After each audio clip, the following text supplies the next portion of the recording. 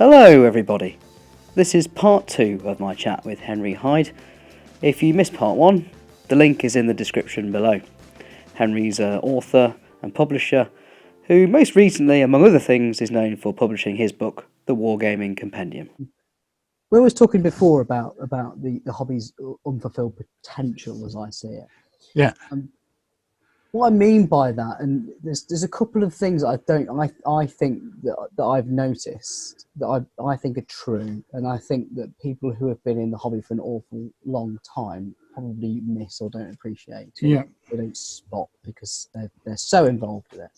Mm-hmm. The first is that it's interesting to me that this is described as a hobby. Yeah. I think it's only because there's no other word for it. But it's not like any other bloody hobby I've ever come across. Yeah. In the way that the size of the community, the breadth of the community, the various different ways, it's more of a movement. Yeah, that's a good point. Without a non-political movement. Yeah. So to describe it as a hobby, it's just like our little hobby. It is so much more than a hobby that some people do. I know some people they put in an hour here, an hour there, and they do what they can but they only do that because of constrained time. Yeah. All of those people say, "I wish I could do so much more," and that's how I see it. It's almost like a community movement in many, and more than a hobby. It's not a hobby. It's not. Yeah. Not like model car racing or something. It's bigger than that. It's also because. It's a good point because actually it's a hobby that involves several other hobbies. Yeah, it's and I wrote about this in my book, didn't I? That if you're into historical gaming, facets, didn't you? You listed all the facets involved. I remember that. Yeah. How right. Historical research, choosing what scale to play in, choosing what manufacturer in that scale. Are you making the decision about are you going to paint the figures yourself? So if you are going to paint the figures, how are you going to paint the figures using what techniques?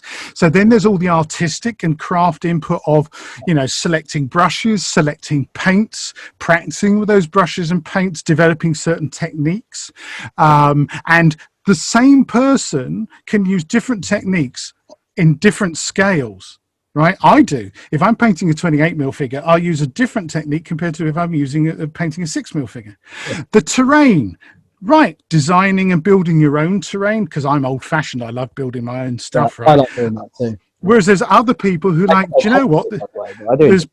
There's people out there now who make stuff off the shelf. Oh my God, now the range of gaming mats that are available is astonishing. I mean, back in the day, I'd throw a green cloth over some, plywood hills or something. Now I've had sent samples from Cigar Box Battles, for example, in the state, or Geekville, and here it's like, these things are astonishing. They're photorealistic.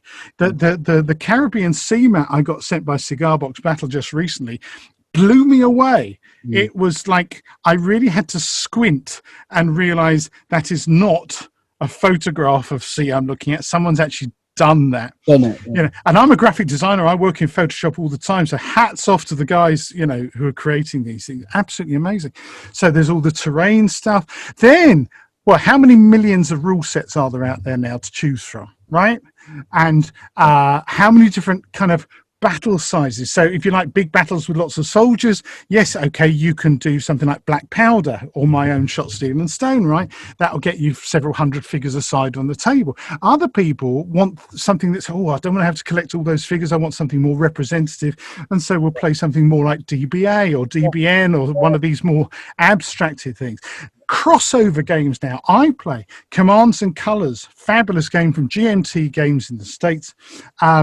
And I now, along with lots of other people, am playing it with miniatures instead of just wooden blocks. Not even on their own hex board that they provide. Now we mentioned Callistra earlier, they're hex on terrain, or you can get a game map printed, with hexes printed on. Yeah. There's so many decisions along the way to becoming a historical gamer, and this is things, right? All of these things, when we've been having this debate, which the hobby's been having over the last 3 or 4 weeks, I think when we say the hobby, we mean historical wargaming, and we mean all of that stuff you've just talked about. That's Yeah. not a hobby. That's a movement. That's like it's a universe. well, I think it's more than that. I think it's a lifestyle, mate. Right? It is, because you have to also be. I'm up here in my attic, which is my design studio, but it's also my war games room, and it is taken over with stuff that's to do with, in inverted commas, the hobby. You know, all the scenery. Because this is the thing. I'm a butterfly, like most people. I admire those people who say, "Do you know, I'm gonna use 20mm figures, Napoleonics. That's it. This rule set, nothing else." And you go to the house. I'm nearly like that, by the way. Are you really? Nearly. Immaculate looking collection, vast, because it's all focused. Whereas people like me, I've got a load of this, and then, oh my God, well, I've got 6mm terrain, and I've got 30mm terrain, and I've got my Wild West, which is a bit bigger, and then I've got, you know, this sci-fi stuff, and I've got the fantasy stuff, of course, because of course I've got fantasy. And it's like, I'm constantly in the, oh, where did I put that kind of category? Yeah. But that's part, you know, I think I said this recently as well. It's a hugely diverse hobby, massively diverse in every way you can think of. And that is at one and the same time its greatest strength, because anything you want, mate, you welcome in, you can choose whatever you like. There are no restrictions whatsoever. And if you come in and think, oh, well, actually, I was looking for that very specific thing. Oh, well, there's that bloke over there who does 3D printing. He'll have that for you next week. What's it for you? Yeah. All right? Yeah. He'll bash that off for you in 7 days and a price you won't believe. Yeah. Email war bases. Exactly. That's, 3D terrain work. So anyway, there's that huge diversity, which is a massive strength. But of course, also, that's hugely intimidating to some people. And this is where, of course, we have to acknowledge the strength of a company like Games Workshop, who says, here you are, buy this one box. There's everything in it you need. That one box is £100, let's say, but it's got figures, the rules, even a few paints and brushes, whatever. That'll get you going, no problem. And you've joined the Games Workshop Warhammer world. Yeah. And you, as long as you confine yourself. Yeah. Yeah, right? Hold your hand through. Yeah, so this is you kind of hit the nail on the head of where I was going with this, which is that it is a great strength, and that there's so many places to go to. It kind of means that it's kind of everywhere, but it's also nowhere. And what I mean by that is that my first point for this bit, we've ended. God knows where we've ended up. I don't know where my list of questions is. It's down the drain, but we would. Well, my point was that it's not a hobby. We'll carry on calling it a hobby. That's fine. I don't argue against that. It's shorthand, isn't it? It's shorthand for the universe to which we all occupy. Yeah. The other problem, in that, which when I say calling it the hobby is confusing, you're kind of downplaying it a little bit, and that's part of why I say unfulfilled potential. Yeah. The other thing, the other big problem is that it's actually in many ways, as far as normal life goes, it's a bit of an invisible universe. It's a bit hidden. It's a hidden hobby. Why do I say that? You say, well, no, it's not. You just have to Google it. It's like, hang on a minute. It is hidden because I live in Nottingham. I've lived here for 15 years. Yeah. I knew Games Workshop was here, but I've never been to it. Yeah, as in, I'd never been to the factory. I think I accidentally drove past it once and went, place. Oh, I think that's Games Workshop. That's interesting. Yeah. I thought it would be. That's it. Yeah. That's the only time I'd come across it. I thought, it's interesting there's a company like that in Nottingham, right? Yeah. And then, apart from that, it took me about 14 years after I'd got into the hobby to realise, Perry Miniatures are based here. Yes. Oh, War Games Foundry are also based here. Books. North Star Miniatures. North Star Miniatures. Futsal. Warlord Games. And it's like, because they don't have public-facing venues. I know Warlord do, but it's in a bit out the way place. It's not like football or golf or horse racing or there's no or even gardening or something. You know, there are clubs, but there's no clubhouse like a cricket club has a cricket clubhouse, and they probably don't have a website with Dave's number on it at the bottom because by definition or by necessity, perhaps, people, because the hobby is in so many different silos, people split off into these small little groups of 4s, 5s, 6s, 7s, 8s, 9s, 10s, and then they go around each other's garages or spare rooms once a month, once a fortnight, whatever. And that can't be an open thing where you can just stick a number on a website and say, turn up on a Tuesday, mate. So now, however, you're a member of a club. I am. Right? It took me well over a year to pluck up the courage and get it done, though. Right. So how did that happen for you? So, because this is the thing, the hobby for donkey's years has relied on its clubs, I suppose, to be its public face. Now, that may be a good thing or not, depending on your point of view, because there are some clubs that are much, much better than other clubs. I think that's fair to say. Yeah. I think where you've got slightly small, obscure clubs, which may be dominated by a particular personality within that club, this is where the gatekeeping comments can come up, right? But obviously I assume have had a good experience with like a Stonewall group, is it? Right. So how did it happen for you then? Well, I actually ran into them at Partisan. So the short version of this, right, is how I got into the hobby in the first place was I stumbled on some historical miniatures at War Games Foundry while I was at work. I went to do something for work. And because I was on a work job, this work job required me to walk into Foundry's shop. Right, okay. But 1 minute I was stood in the middle of Nottinghamshire countryside next to a church in the middle of nowhere.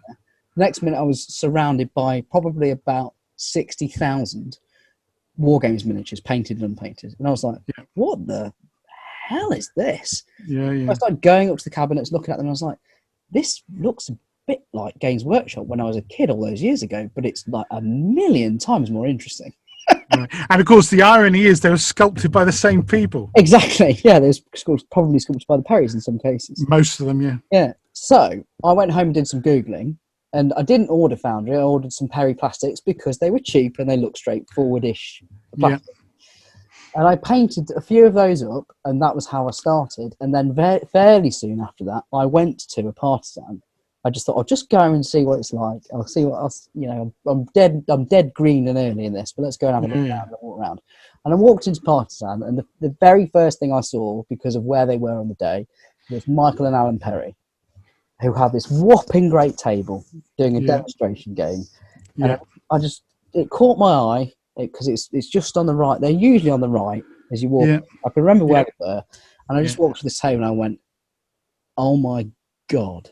That is the most amazing thing I've ever seen that anyone's created." Yeah. And that was the moment that I can trace it back to a moment was seeing them and their table, and it was just like, I must do this.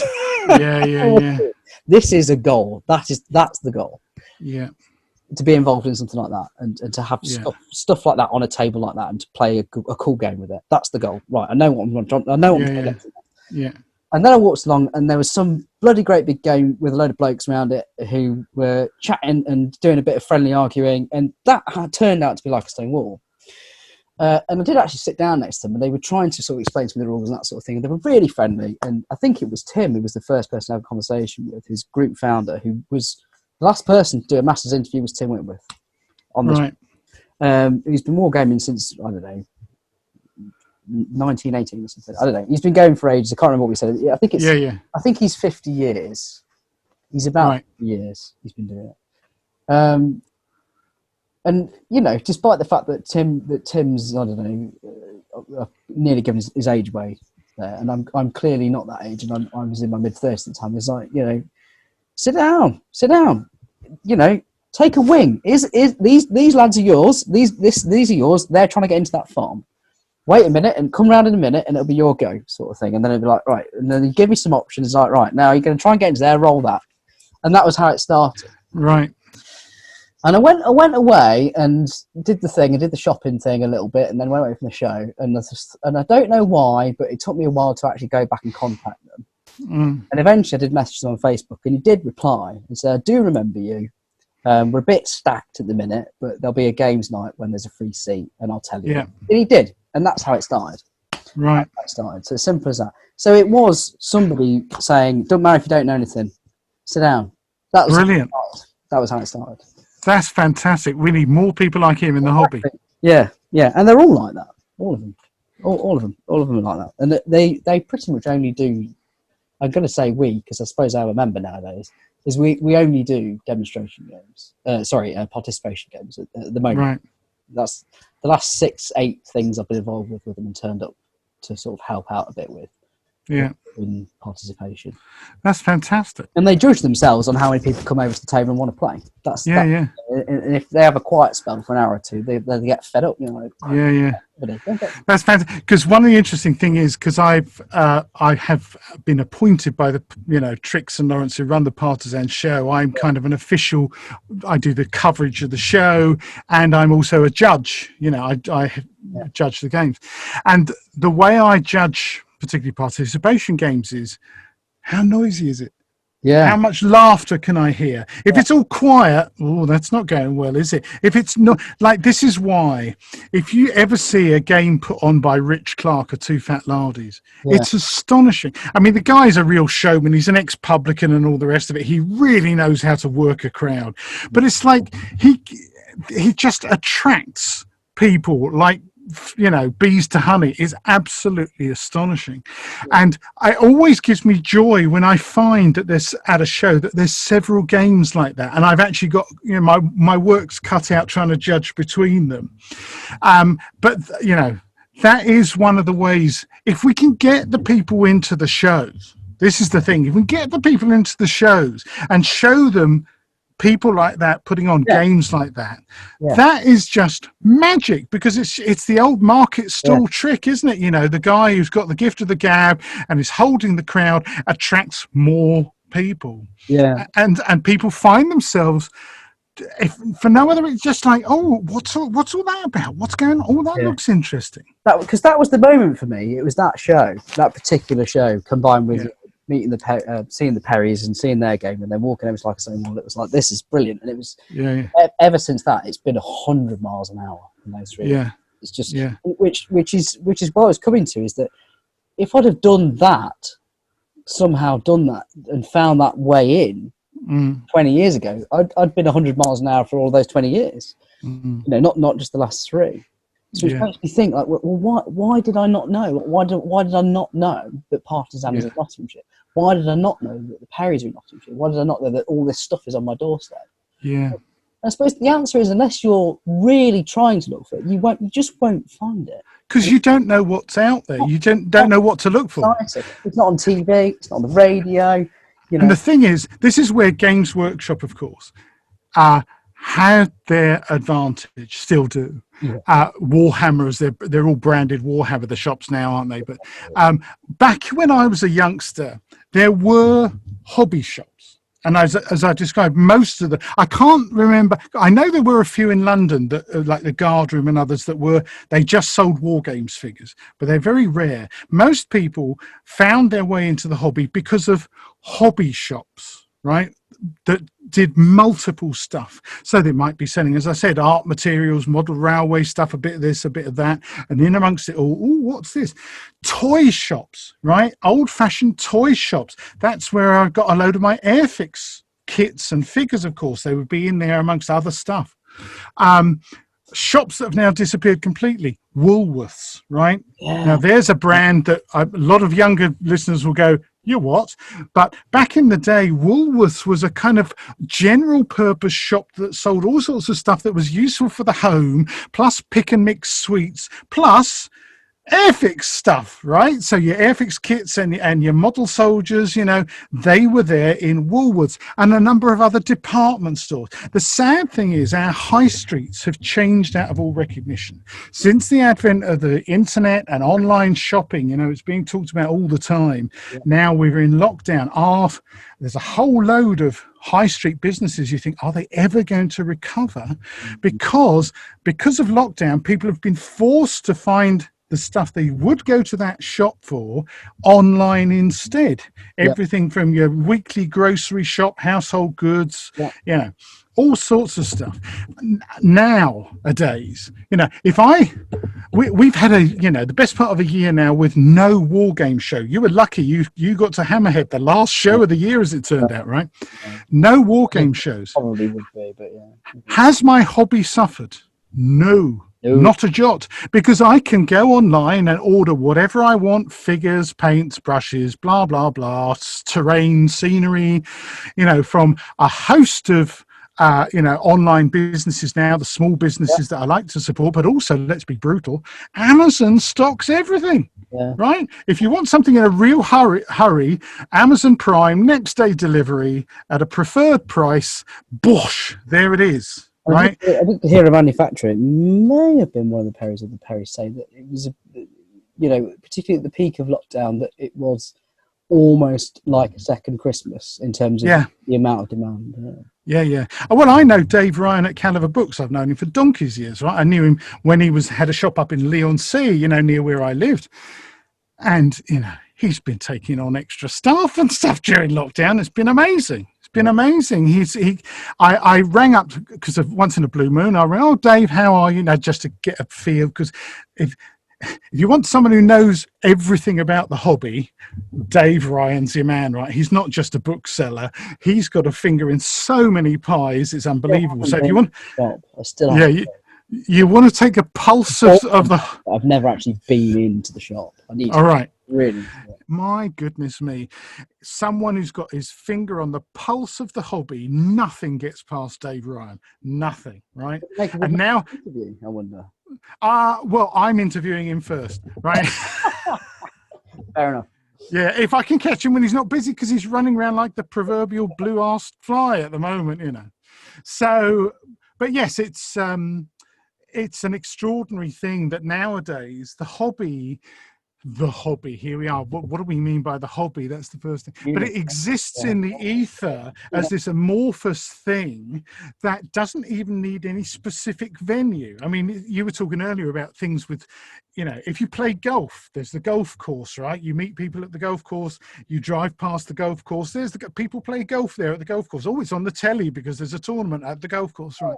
Football, even if there's no spectators in the ground at the moment, there's the ground, there's Elland Road or whatever it happens to be, and there's the ground and there's the teams playing, right? There's a specific associated venue. Whereas for us, it's our houses, and then you get into, I play a lot of solo war games, right? But I'm still in the hobby. And you have people who might not actually play a game for years, but I wouldn't say they're not a war gamer. Even watercolours, you can go to an adult class for that. Do you know? And meet people in the adult class who you don't know, and there'll probably be about 30 of them, and they'll all be from different backgrounds. And you can Google it, and you can go to a class and pay to go to a class. Yeah. Cheap. Yeah. In an adult course, in watercolours. Yeah. So it's, in some ways, we're even more.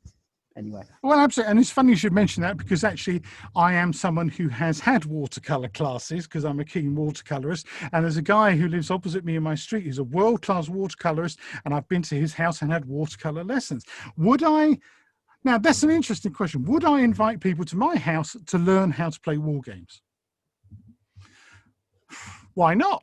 Tough, isn't it? I suppose. The thing is, if they were prepared to pay the entrance fee, right, because it's my time that they're paying for, part of me thinks, why not? If there was enough interest for me to hire a local hall or something like that. So social distancing is obviously going to be tricky at the moment, but hey, But the Games Workshop, Warhammer as it now is branded, has had that advantage of a shop on every high street. They've pulled back a bit from there now, but they've had a shop on every high street for decades. So the hobby, when I mentioned wargaming to people over the years, as I have, have you got a hobby, Henry? Oh yeah, wargaming. You might have heard of it. Oh yes, there's that Games Workshop, isn't there? Is it like Warhammer? Yes. Yeah. But I've reached the point where, yes, it is a bit like Warhammer, but if you're interested, I'll tell you more, right? Yeah. So I don't know where this has got you. I can't remember what was on your list of things we were supposed to talk about today. Don't worry about it. That's all right. I remember you mentioning at the head of the show, I'm supposed to talk about my prostate cancer or something like that. I'm still standing and still We're talking. not going into that. I didn't want to ask you about that because there'll be lots and lots of people who are going to see this and they're going to click on it because it's you, and they're going to want to know how you are. I know you did an update relatively recently, but yeah, I mean, how are you doing at the minute? And I've Not dead yet, am I? I'm standing here talking to you. Look all right to me. I mean, we had. we had. I watched. I've watched not all of your video updates, but I watched a lot of them. I thought it was. Bless you. I thought it was. It was a really big move, you know, because I think the first one you did can't have been that long after you had actually been diagnosed, was it? I think it was like the day after or later the same day or something. Wasn't it, to go for it? Okay, there's when you get diagnosed with something like this, you can go two ways. You can, and both ways are valid. You know, it's up to the individual. I know some guys who just like, oh my God, my world's crumbling, and they just sort of shrink within themselves as a protective thing. That's fair enough. You know, that's up to them. I realized that not only did I not want to do that, I felt like actually, if I'm going to get through this, not just the physical challenge of the treatment and all the rest of it, but psychologically, I need to reach out. That's the kind of person I am. And I also wanted to feel like whatever the outcome of the experience, and I knew it was going to go on for a year or more, you know, I didn't want to feel like it had just been a waste of a big chunk of my life. So what occurred to me as well, because I know that it's a subject that men in particular find really hard to talk about, but actually the one thing they really need to do is talk about it. Well, okay, that's something I can do. I can take the initiative and say, right, however painful, embarrassing, whatever, you know, this might seem to be, I want to turn it round into something positive by spreading the message to particularly guys of my kind of age. For God's sake, get yourself checked. You know, literally the number of people who die from prostate cancer every year is staggering. Simply because they didn't reach out and get help. They wouldn't admit to themselves there was anything wrong.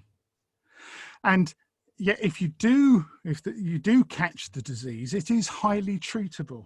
You know, some of the treatments, not, you know, the after effects and side effects can be pretty unpleasant, but here I am, you know, a year later, more than a year later now, and I'm still standing and I'm on the mend. And I just wanted to get that message across with no, you know, warts and all, you know. I mean, someone said to me, "Oh, Henry, you always seem you look so good in the videos." And it's like, yeah, the way I look and the way I feel aren't necessarily the same things, right? And there have been some days when I've made those videos where it's taken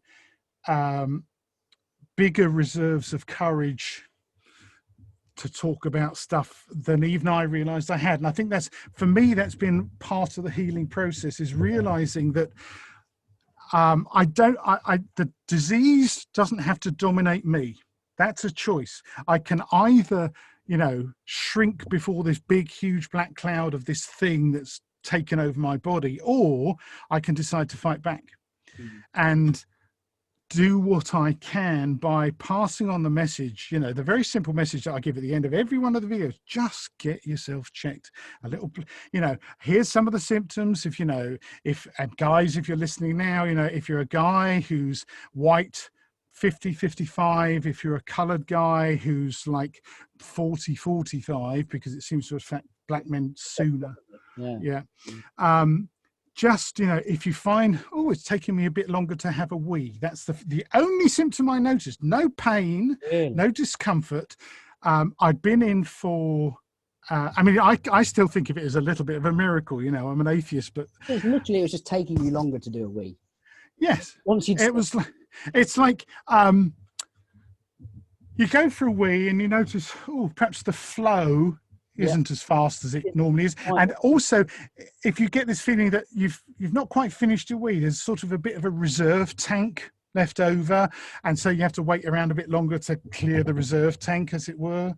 If you start noticing that, oh, I'm having to get up in the night 2 or 3 times maybe to have a wee that you wouldn't normally. With some people, it can have a more dramatic effect. It can affect your erectile function, that kind of stuff. It can affect your sex drive. But for me, it was literally my diabetes nurse. I've been in for a diabetes checkup. And the last question she asked me on that day was, so is there anything else, Mr. Hyde, you can think of that's changed at all in the 6 months since I last saw you? And I said, well, I'm probably imagining it, but I think it's taking me a bit longer to have a wee. And I nearly didn't bring it up because I thought, no, I'm being silly. I'm just imagining it, right? And so she said, oh, we'll just take a bit more blood. And that blood revealed I had an elevated, what's called a PSA, prostate-specific antigen blood count. Not huge, but elevated. And she said, oh, yeah, maybe we'll send you just for a digital examination. And you have to laugh about the word digital's got nothing to do with electronics. Everything. That's going to be a nice scan of some kind. Everything to do with a kind doctor's middle finger, right? That kind of digital. And I remember it well. I mean, I still laugh about it. The doctor I got to see, charming chap in local surgery, is a German guy. And I speak German, so it was quite fun. We got to chat away in German a bit. And anyway, he up went the finger and everything and fiddle around. And, yes, Mr. Hyde. Yeah, it should feel like a tangerine, but I have to say it feels more like a conker, right? That was the first, confirmation that something's wrong. This German guy trying to come up with a metaphor for what it felt like to him. So, yeah. So that triggered, okay, we're going to send you for a biopsy. And once you into that stage, so I had an MRI scan and a biopsy. The biopsy is something I will never forget because it's a very, very weird experience. I won't go into detail because there may be people of a sensitive disposition and listening, but let's just say I hope I never have to go through that again. But yeah, the upshot was they hauled me in quite quickly after that and said, yes, Mr. Hyde, unfortunately, you have got what's called locally advanced prostate cancer, which is it's not just within the prostate gland itself, it's got outside into one of the lymph nodes. And the trouble is, if it spreads any further, that's when you get what's called metastasis, where this cancer can spread around your body, around your lymph nodes and stuff. And in fact, there's one of the astonishing things about the experience I've had here is how many guys have put their hands up and said, yeah, me too, right? I've had, not necessarily on the timeline, but sent me private messages and stuff. And I've recently come across a guy who said, yeah, they found that his had spread into something like 27 of his lymph nodes and stuff all over the place. Jay Arnold, the veteran wargamer, who is he's an online buddy of mine. We've been on each other's podcasts. His father's had prostate cancer, and again, it had metastasized and got into all sorts of lymph nodes around his body. He's still alive. He survived it. So yes, once you talk about it, this is the amazing thing. People do say, "Oh yes, well, thanks for speaking up about it," because I would. Did it? That his voice is coming back from absolutely you going out there with it must have been helpful. Yeah, I mean, it's helpful to me because I've heard back from guys who've had it much worse than I have. My oncologist, my cancer doctor, made it clear to me that he considered what I had to be very serious, which is why they prioritized my radiotherapy. But I've since heard from guys like, oh my God, how are you still alive? The stuff that you've been through. I was also lucky because they decided with me not to give me chemotherapy. They decided to just give me radiotherapy because chemotherapy, people, you were saying a few minutes ago about, people say, oh yeah, Henry, you're looking well. Well, if I'd had chemotherapy, people wouldn't be saying that. Yeah. Chemotherapy is the classic thing that they do to cancer patients, which basically makes your hair fall out and makes you feel nauseous the whole time. And, there's no people who've had chemotherapy who are jumping around whilst they're having chemotherapy. Radiotherapy. did witness that. Yeah, you know, so, and I feel my heart goes out to people who have to go through chemotherapy. It's brutal because basically it's poisoning your body deliberately. That's what they to can try. do so much of it, because it's killing you as much as it's. Yeah. You back. It's literally they give you just enough to enable you to just about recover before they give you the next dose. And the idea is that the cancer cells die, but you just survive. And radiotherapy is just a much more targeted way of doing the same thing. So, yeah, I was lucky not to have chemotherapy, but I did have 37 radiotherapy sessions, which is a lot. You know, most people. It was last month, I think. Is that right? Yeah, August the 4th, I had the last one. 37's a lot. Most people have 20 odd sessions. So 37, you know, I knew that, okay, this is going to be tricky.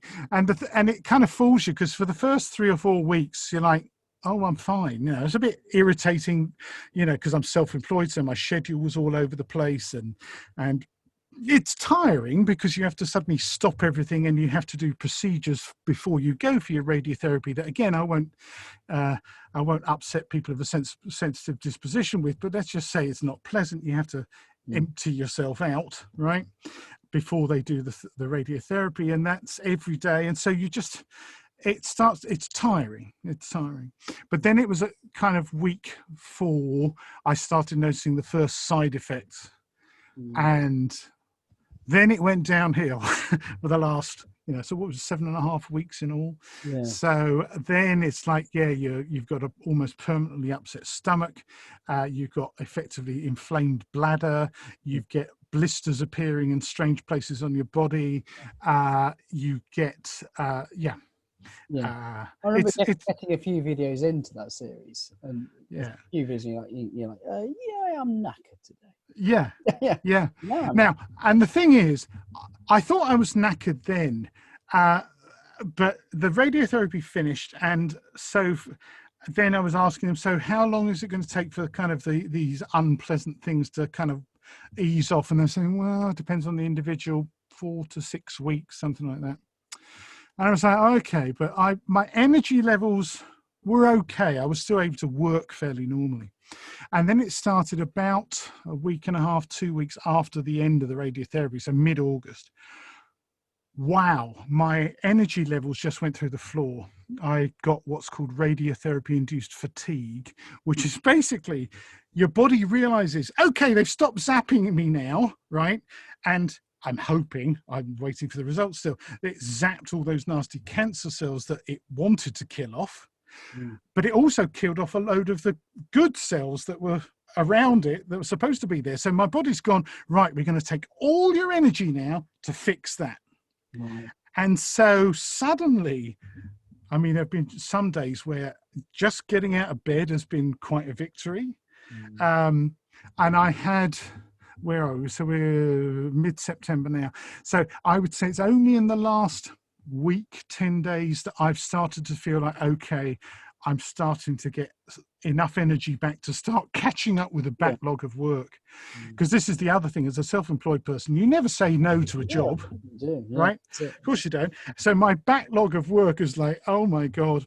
So now, when I started, I was able to work kind of 1 to 2 hours a day, and normally I'm a 16-hour a day kind of guy. So that's how bad it was. I would say I'm now back to kind of 4 or 5 hours, and that feels like a massive victory to me. The fact that I've been able to stand here chatting with you for 30 years or however long it's been there, right? That I'm actually impressed that I haven't fallen over or anything. But you're an entertaining, you know, a really nice guy, and so that's I'm doing my best. boosted me energy reserves.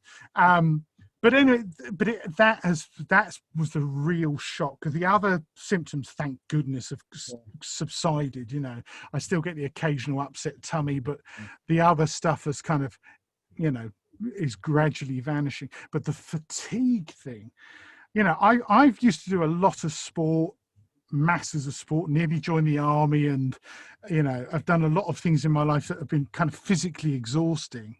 I didn't know what the word meant.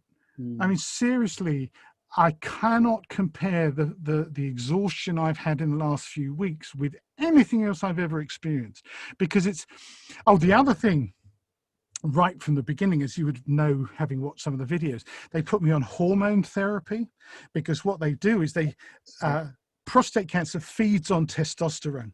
So they completely suppress your testosterone. They give me these 3-month, they're called deposit injections. So they shove a load of gunk either in my arm or my belly, and it sits there gradually eking out for 3 months at a time. And what that does is just, mate, you thought you had lots of testosterone, and you've got none now. And so that in itself is a really bizarre thing to deal with, which I know some other guys I've spoken to have decided, particularly if they're a bit older, they've decided, you know what, because there is a saying, more people die with prostate cancer than of prostate cancer, because a lot of times they only find it when the guy's like 70 or 80 years old, right? And it's like, at that point, what are you going to do? Is it worth it? So there are a lot of guys who just, they don't have any treatment, or they have minimal treatment. So not everyone has the hormone therapy. But those of us that do know that basically it's like becoming a menopausal woman. You get hot flushes. Fortunately, they gave me tablets that stop that. You get hot flushes, and your emotions are just all over the place. As I was getting older anyway, I'd be honest and say, oh, that's a bit of a sad movie. I'm having a bit of blub about that, whatever, But now it's just like anything. I could be standing, feeling perfectly fine, and suddenly, something just is crushing out. And that, coupled with the fatigue, means that you've got me on a good day, mate. Yeah. Let's put it that way. I feel very really have got me on a good day, because if we'd been doing this yesterday, I didn't have a good day yesterday. Yesterday and the night before that, I had a terrible time. Just it's really hard to describe, but the probably, as much as because the thing is, people say, oh, I'm going to fight the cancer. Let's be honest, mate. You can't fight the cancer. Only the doctors can fight the cancer. The radiologist, I hope, has done a fantastic job fighting the cancer on my behalf. All I could do was lie there, right? Yeah. The real battle you have is in your head. Yeah, you're fighting yourself in some ways, maybe. Coming to terms with what effectively seems like a complete personality change, and the people around you. Now, I feel most bad for, I've got a couple of really close friends and my dear Anne, right? Yeah. What they've been through in the last year because of the personality change of suddenly, oh my God, Henry was always very stoic and, completely in control of his emotions. And now what the hell's happened to him, right? Yeah. So I'm conscious, as with anything, it's like, I support combat stress. I've raised money for combat stress, that kind of stuff. And one of the things they say about, people who get PTSD is, as much as the patient themselves is going through hell, so are the people around them, because they're dealing with someone who's a different person. Is displaying characteristics and emotions they've never seen before. And my dear Anne, bless her heart, she's been an absolute rock for me in the last year, because there have been times when I've suffered. Well, I have to say, I used to think that I knew what depressed meant. Now I really know what depressed means, right? And so I think that's the other message to get out there, is that if you encounter cancer patients or whatever, and they seem a bit offish or a bit, miserable, I know why. And it's not their fault. They're on drugs. Give them a bit of slack. Basically. Yeah, cut them a bit of slack, mate. It's like, and I think particularly for the British, for a long time, we don't like talking about that sort of stuff. We don't like giving each other slack, generally. Particularly people who aren't members of our own family. We don't give each other much slack, do we? Yeah. British people, we don't. Yeah. So it's been an extraordinary experience. It's not quite over yet, because, well, first of all, I think 2nd of October, they're going to tell me whether it's worked. Yeah. That'll be disappointing if it hasn't. Yeah. And I know that I'll be on the hormone therapy for at least another 3 to 5 years, because they do that to prevent it coming back. Yeah. So, there's lots of people under lockdown talking about, the new normal. Mate, I've been dealing with a new normal since last August, September, whenever it was, when they started giving me this stuff. Exactly. And I realised, now I know he looks like Henry Hyde, but I don't recognise him. He's not behaving as he used to. Yeah. So that's just it. Chris, thanks for asking. I mean, seriously. Well, I just want to ask, because Henry, you've got another book to write. God. We've got that to do. We can't wargaming campaigns you're mentioning there. God bless you, Governor. Plug. Yeah. But it seems sensible to say, and there's work for Henry Hyde to do yet. So there is masses of work for Henry Hyde to do. The wargaming campaigns book. Yeah, it took me 4 years to write the wargaming compendium. I think it's taken me 6 years so far to write this one, but I'm not counting the last year because I have had some, bit of an excuse in the last year or so. Yeah. But actually, I am back on it. The thing is, it's over a year ago now. I finished the manuscript, and it's like, yes, it's done. And I had taken advice from some friends of mine in the writing and publishing industry, said what you should do is send it out to a select group of beta readers, right, to give you honest feedback. And by then, of course, I got my Patreon thing going, and I have got, there's some guys paying me the equivalent of like 50 quid a month, so I contacted my senior patrons and said, would any of you like to be beta readers? It's a two-way thing. First of all, your experienced wargamers, I would really respect and value your input. And secondly, it's a way of you getting a bit of an extra bonus as a patron. You get exclusive access to my brand new book. The trouble is, they're all too intelligent, Chris. And they came back with pages and pages of really, really good suggestions. And it was like, oh, God, what have I done? Because now they've given me this advice. Of course, if I don't at least acknowledge it in the finished book, it's like, well, why did you bother to ask for our opinion at all? So effectively a rewrite. Well, first of all, someone, bless their heart, and I know who it was. I think it was Nick Skinner of Two Fat Lardies. Oh, yeah. He said, Henry, why haven't you got a chapter about this? And I was like, no, haven't I written this chapter? And I looked, and of course, no, I completely missed a major subject, which is like, it makes me laugh about, not in the nicest possible way. I'm not laughing at the community, because I am very much part of it. Laughing with the community is this thing which Andy Callan said recently, who's just done the Bill Hooks supplement. War Games Illustrated. And they started this forum on Facebook. Yeah. Said, and people were obviously saying, oh, on this page and on that, and actually I've just, and Andy said something like, yeah, it's definitely true that basically nothing that's written for wargamers ever survives contact with wargamers. Absolutely. And some of the things that the beta readers had said, Henry, why isn't there more in there about the American War of Independence? Because it's not about the American War of Independence, right? He's a lovely bloke. I know who I'm talking about. And he knows, when he hears this. It's like, it's not a book about the American War of Independence. You can't just say as a beta reader, I want you to put in more about my favourite thing. That's right? I just written back, why is the Wars of Roses not in this? Exactly. So there were a couple of things like that, but then, to be honest, 90% of the comments made, and there was I sent it out to like a dozen people, right? Yeah. And they're all really experienced, highly intelligent war gamers.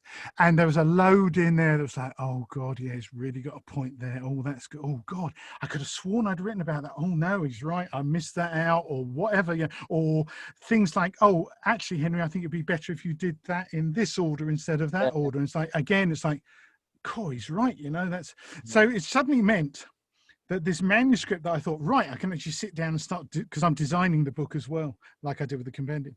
So it's like, I can finally sit down and talk about and turn it into the thing.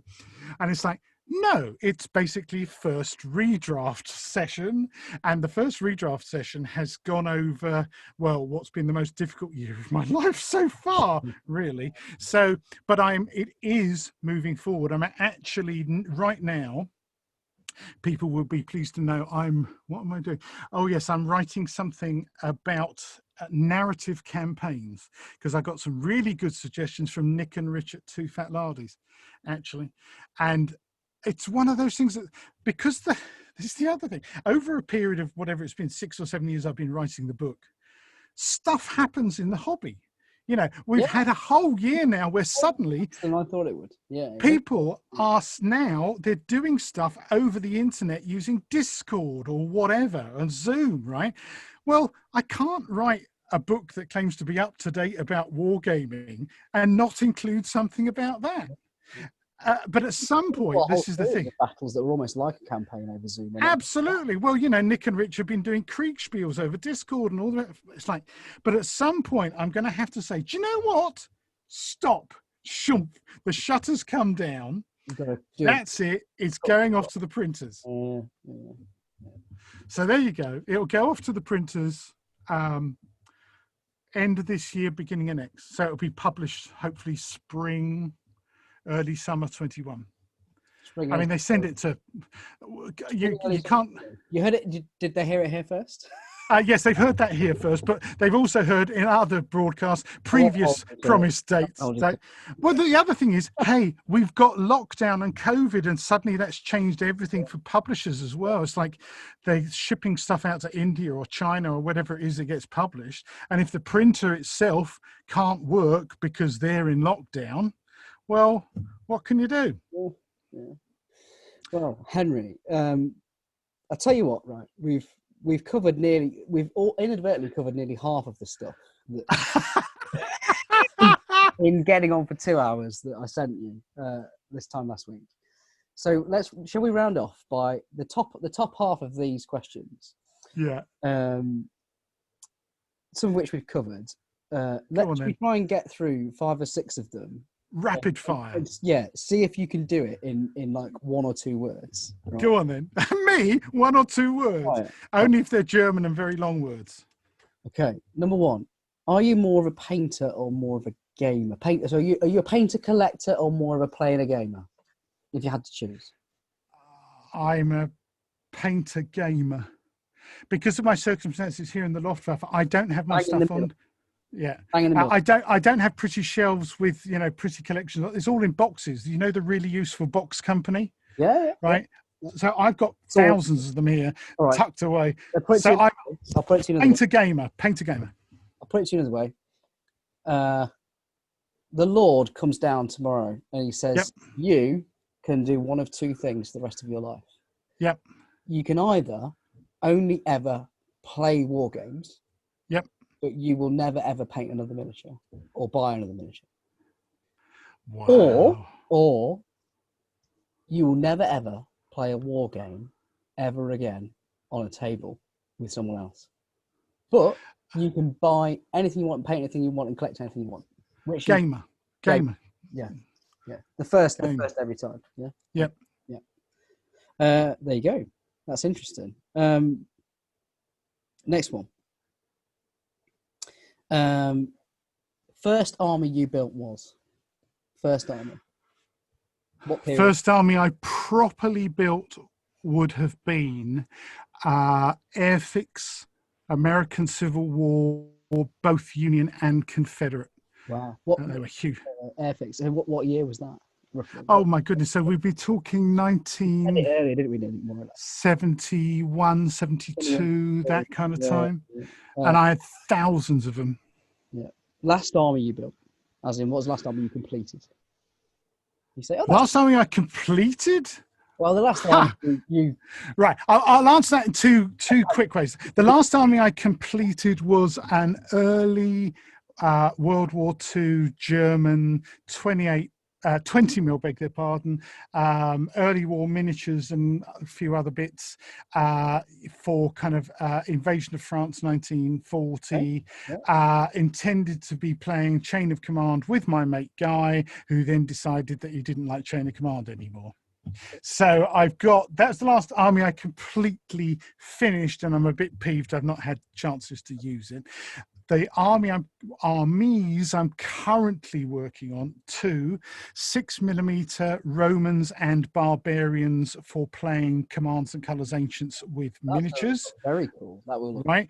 And also my mad ancient Bizarbian imaginations troops, which people have seen pictures of on Twitter and my blog and stuff, for a campaign I'm running called the Bathalas campaign, based on Tony Barth's Hyboria campaign that I mentioned at the top of the show, with a few mates of mine who've been involved with the big Ayton weekend games that I've organised over a number of years. So those are 28mm gripping beasts. They look Arabic, but with a few mad tweaks, and I'm having great fun with that because I'm completely inventing them from scratch as I go, and it's amazingly therapeutic. I really love that army. Yeah. cool. Do you have a favourite rule set?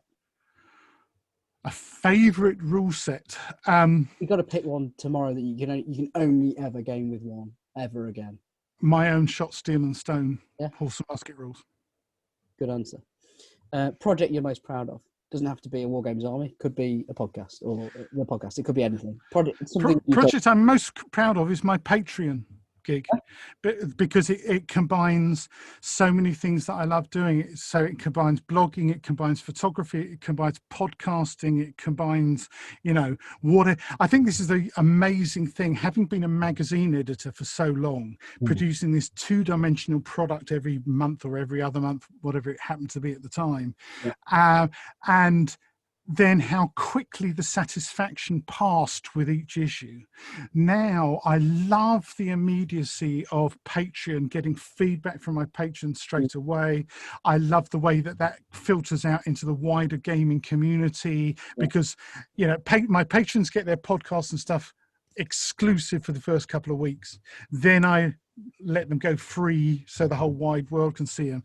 And it's really interesting having those two related but distinct audiences, and the kind of feedback you get and the kind of appreciation you get.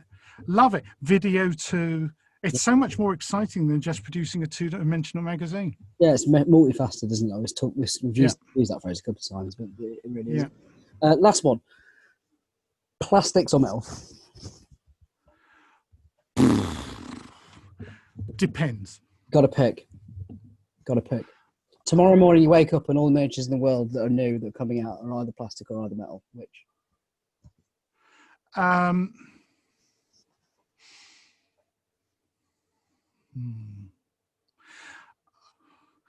you know what? I'm not going to answer that then. I knew you would. And I tell you why, because like I think about my Fair enough. all the back of 6mm I'm using for my Commands and Colours armies, they're all metal. All the Gripping Beast figures, almost all, apart from the command figures, are plastic.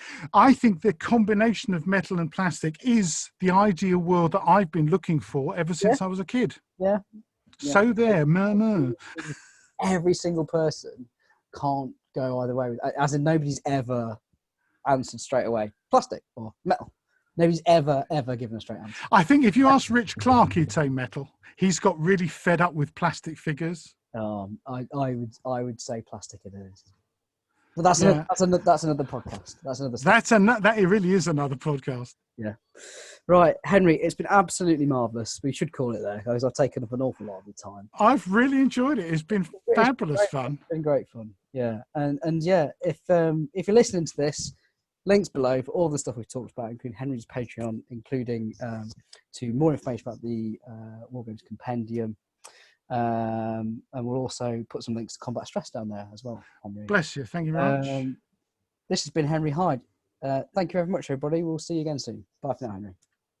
Cheers.